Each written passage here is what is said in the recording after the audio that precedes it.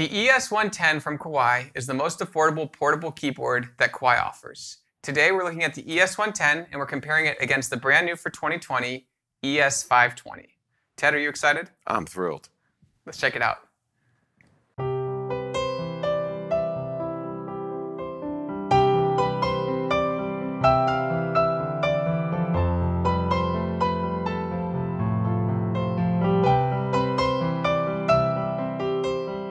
Hi, this is Ted with Alamo Music Center in downtown San Antonio, Texas. And I'm Patrick Moore. You can find us online at alamomusic.com.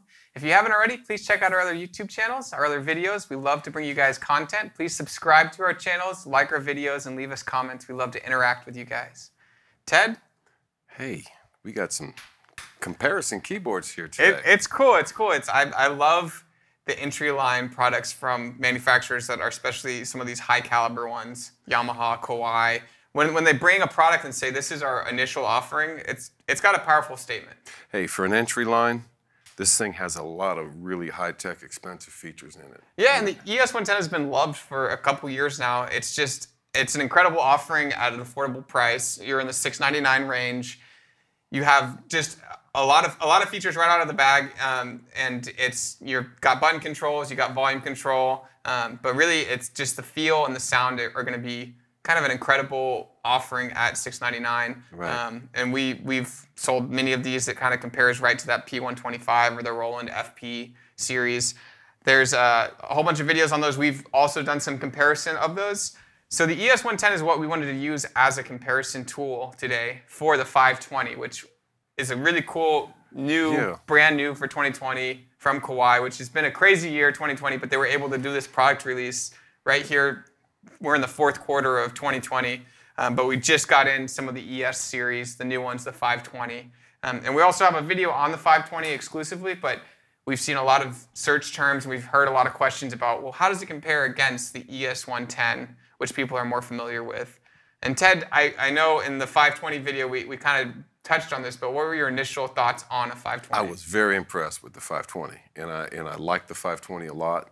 The way that it plays and the samples I think are great, but the way those two things are connected, the touch and the sound is just immediate. And this has the same thing in it, but it doesn't have the depth of sound. It doesn't have the category or library of sounds, and it obviously doesn't have as many buttons. But comparing it to a lot of people are familiar with playing these, this is like playing an upgraded one of these. I don't know how else to explain it. It's just got a little more detail in the playing and a little more detail in the sound sample. A little bit more sound. This has a little bit smaller amp and speakers in it. Yeah. So let's talk about that. So sure. On the wattage on this, of course, you're getting there's two left and right amps, and you're getting 7 watts each, coming up to 14 watts of amplified power. And so that is a significant downgrade from if you're looking at something like this where it's 20 on each side and you get 40 watts of power. Just like the overall sound, once you're sitting in a room and you hear this played versus this, right? There's really no comparison. It's an incredible sound. So just off the bat, we're not going to mic up these units. We're going to go direct out. So we're going to be listening to the samples, and there's a difference in the samples as well because this is going to stop at the EX sample from Kawai. This one's going to have the SK sound engine as well. So you do get the Shiguru line in the ES520 here. Now they both have 192 note polyphony, and each of them also have 88 individually sampled keys.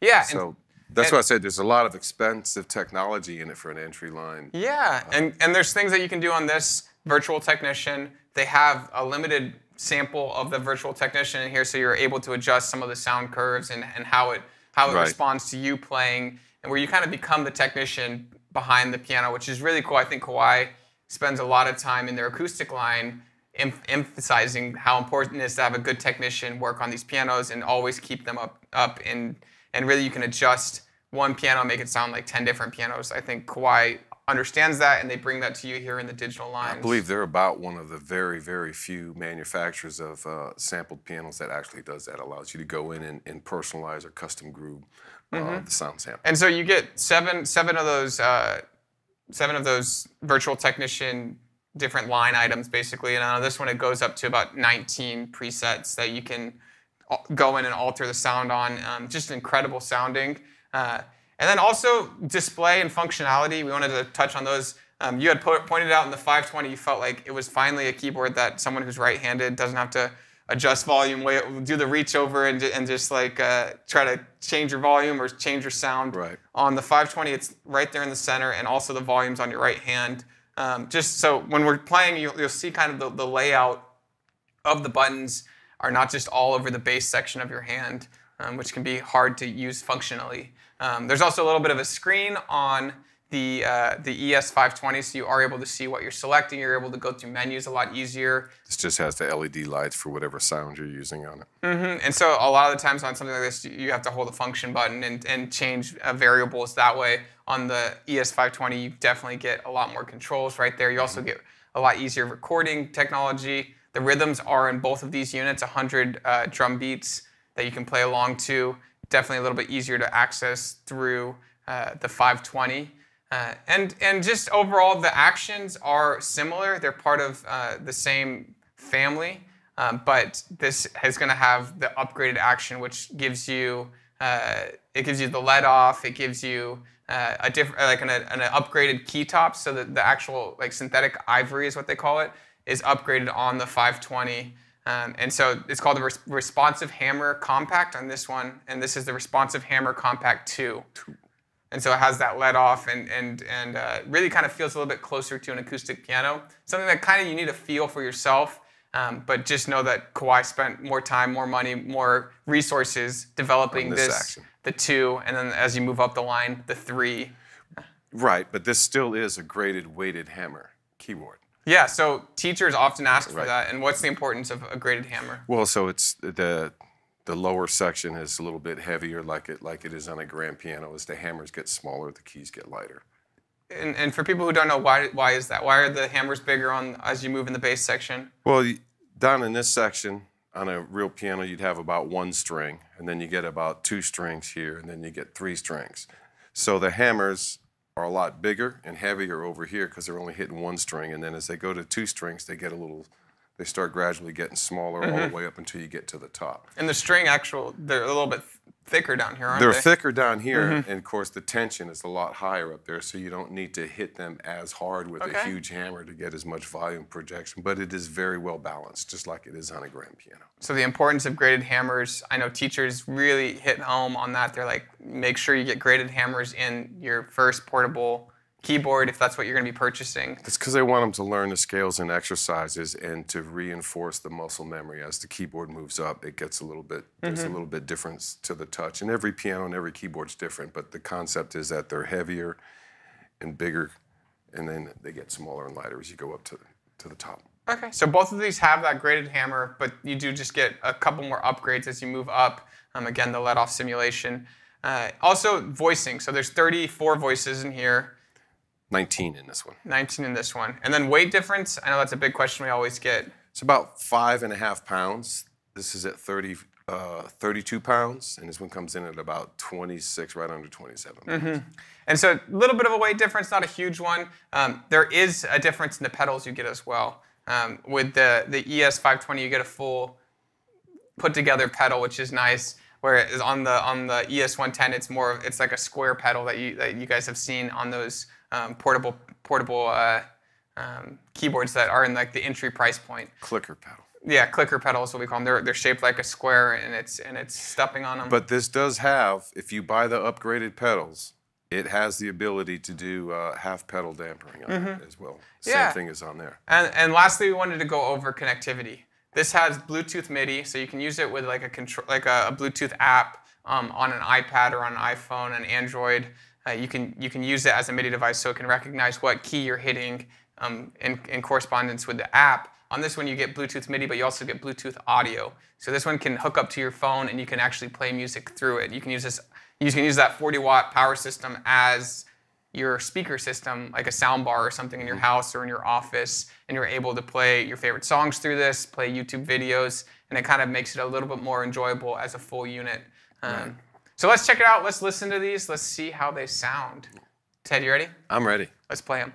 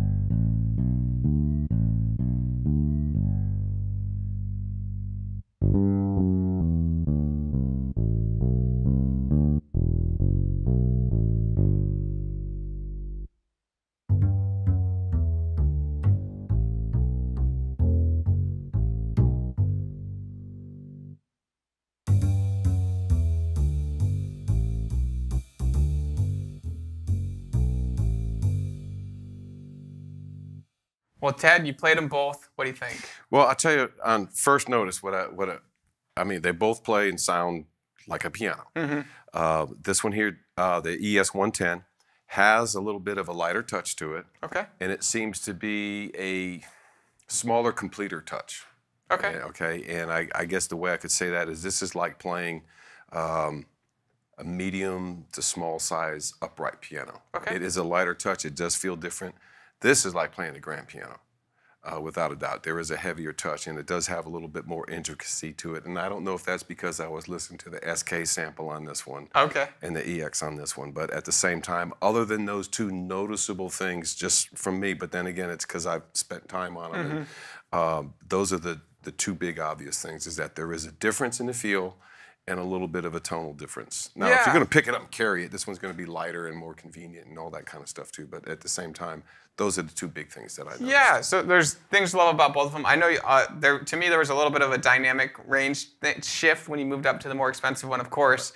You do get the triple sensor in that upgraded action, so there is a little bit more dynamic control. It's able to kind of pick up on those nuances a little bit more than the ES110. It sounds great here in the room. I think the biggest thing for me was from the speaker system. The 40 watts of amp power is it's a much more present feeling. It feels like you're actually playing an instrument that's in the room with you. Or on this one, it's a little bit more like a keyboard. It does sound great, again, especially with headphones. If you're playing with headphones, I think both of these are great options for you. It has those headphones out, which is really nice. But yeah, just incredible instruments from Kawai. We wanted to bring you samples of both of them so you can compare them and listen to them for yourself. And Ted, I'm glad you got a chance to play both of these and we were able to look at them.